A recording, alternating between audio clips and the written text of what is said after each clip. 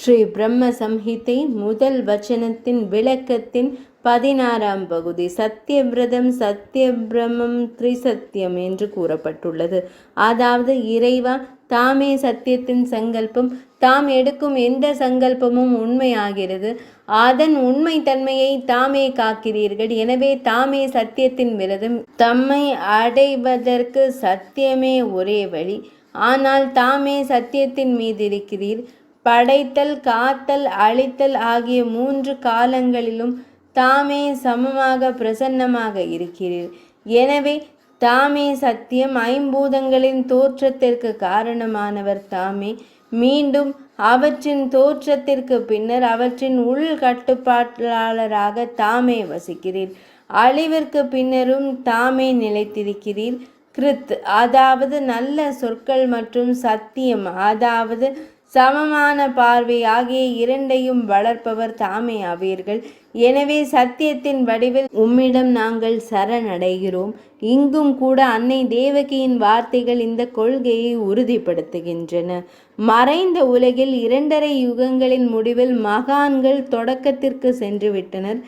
வெளிப்பட்டவையும் வெளிப்படாதவையும் காலத்தின் வேகத்தில் மறைந்து போகும்போது சேஷன் என்று அறியப்படும் தாம் ஒருவனை எஞ்சி நிற்கிறீர்கள். காலத்தின் சக்தியால் பெரும் பேரழிவின் அசையும் மற்றும் அசையா உலகங்கள் கரைந்து பூமி போன்ற ஸ்தூல உயிர்கள் அடையப்பட்டு சூட்ச்ம உடல் தோன்றி புலனாகும் பொருள் புலனாகா சர்வலோக கர்நிர்பயம் நாத்யா கச்சத் என்கிறபடி, அதாவது இவ்வுலக உயிர்கள் மரணம் எனும் பெரும் பாம்பின் அச்சத்தால் பிரம்மலோகம் போன்ற எல்லா உலகங்களிலும் தஞ்சம் புகுந்து எங்கும் அச்சமின்றி இருக்க முடிவதில்லை.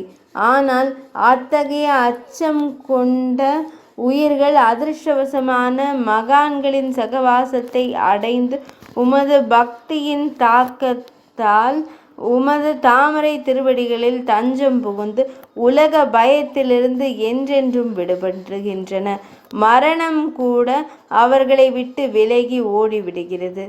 ஏகோசி பிரதமம் என்பதன் பொருள் படைப்பிற்கு முன்பு ஒன்று மட்டும் இருந்தது என்பதாகும். பிரம்மதேவரும் ததிதம் பிரம்ம தத்துவம் சிஷ்யத்தே என்று கூறியுள்ளார்.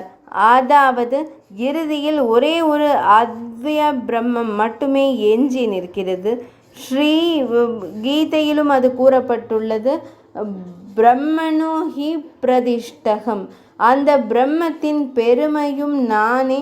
மேலும் கீதையில் நான் அழியாததை கடந்தவன், அழியாததை விட மேலானவன், அதனால்தான் நான் உலகிலும் வேதங்களிலும் பரம புருஷோத்தமன் என்று அறியப்படுகிறேன். அதாவது நான் இந்த எழுத்து சாரத்தை கடந்தவன், எழுத்து சாரத்தை விட சிறந்தவன், அதனால்தான் நான் உலகிலும் வேதங்களிலும் புருஷோத்தமன் என்று அறியப்படுகிறேன். பகவான் எப்போதும் புருஷனாகவே இருக்கிறார்.